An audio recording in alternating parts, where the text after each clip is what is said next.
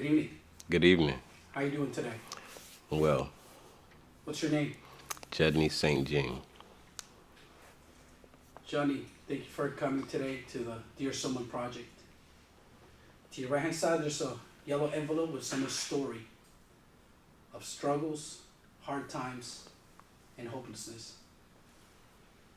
Could you please open the envelope and read it to the camera? And feel free to take your time.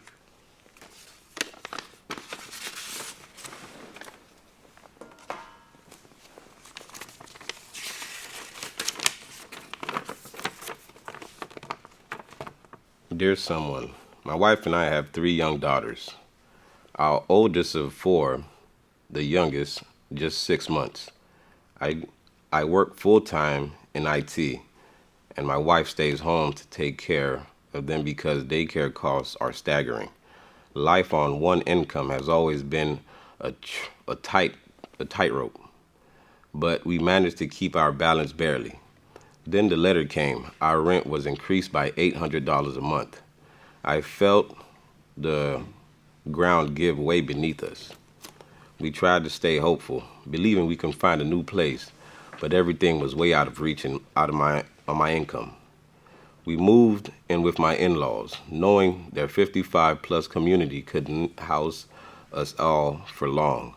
The weeks stretched into months, and the strain of living under one roof wore everyone thin. When we were asked to leave, it wasn't out of malice. It was simply reality. Homeless, with no options, we moved into a hotel, praying it was temporary. But the weeks turned into months again, and our savings disappeared faster than I could have imagined. Watching the money we had worked so hard to save dwindled into nothing was gut-wrenching. Each day, I'd look at my daughter's face, wondering how was I going to keep providing for them. I applied for assistance, only to be told we earned too much. Too much for help, but not enough to survive. It felt like the world was closing in on me. As a father, I felt I was failing my family.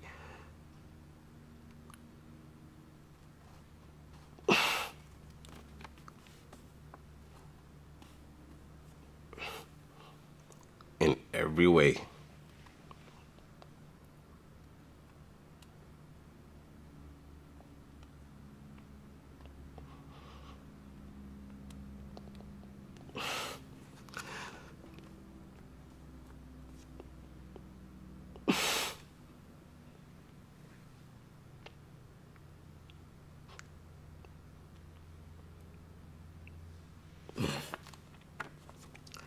I couldn't give my daughters a stable home.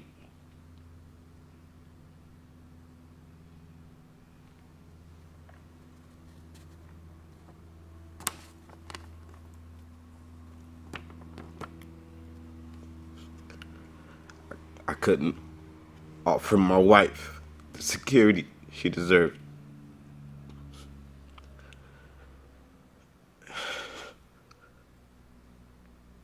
I was supposed to protect them. I was supposed to provide for them. And I couldn't.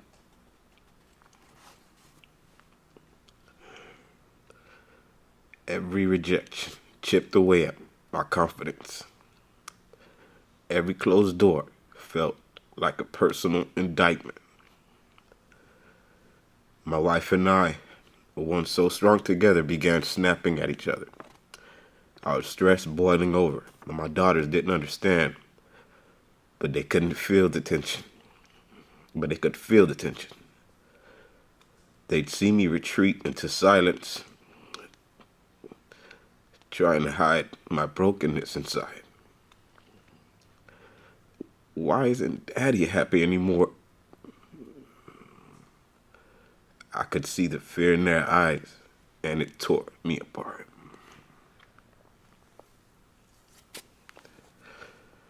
I looked everywhere for help, even considering shelters, but there was nothing for families like ours. The shelters we found for women and children only were for women and children only, and splitting us wasn't an option. The thought of being separated from my daughters and wife filled me with dread. We felt invisible, unwanted, forgotten. Then we found family promise. It felt like a fragile light in the darkest moment of our lives. They welcomed us, kept us together, and offered us not just a shelter but hope. It was humbling, even humiliating, to accept help. I never imagined we'd end up in a shelter. I thought homelessness was something that happened to other people, those struggling with addictions or extreme poverty. I never realized it could happen to someone like me, someone who works hard and plays by the rules.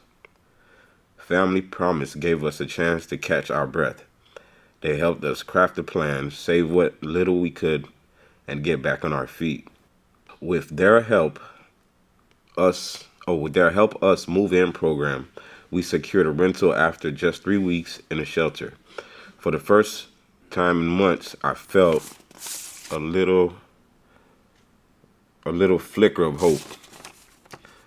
But even now, the fight isn't over. The cost of living continues to rise, and we're back living paycheck to paycheck. It feels like a constant battle, one we never truly win. Still, I'm grateful. Grateful for shelter, for volunteers, for the kindness that carried us through. Yet I can't shake the pain, the shame of not being able to provide, and fear of slipping back, the weight of watching my family struggle. To every parent facing this, you are not alone. I've felt your pain, your hopelessness, your heartbreak. Speak out, demand change, and most importantly, vote. Our voice matters. Sincerely, someone. P.S. Would you be my voice?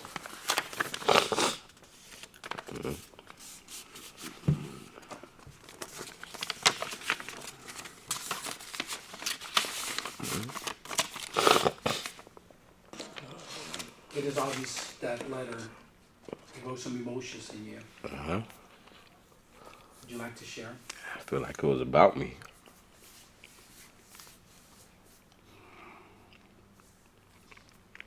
In a nutshell, you know. Given, circumstances not as bad, but to know, had it not been for my wife, God knows, having kids, where I'd have been. So, I don't need for nothing, I don't want for nothing, but I'm fortunate. Not too many people can say that, I can stay home and not worry about nothing, but once again, it's just knowing and reading that as a man is not easy. And then you got girls. If you a real man, it's hard to watch it. Your daughter, that's like my daughter, which is here. That's like my kryptonite. And reading that in front of her is like, it's not easy. If the writer was here in front of you, what would you like to say to him? I salute you, man. I salute you. It's motivating, Your story resonates even through me, because, like I said, it may not be as bad as yours, but I can relate very close. How do you think you can be this person's voice? Just like you said, I'm doing stuff like this, speaking up for them, allowing them to be heard. Because everybody has a story, just nobody knows it. What would you like to say to Family Promise? Keep up the great work. You know what I mean? Keep up the great work, and thank you for what you do. Hi, my name is Judney, and I want to be your voice. Thank you, man.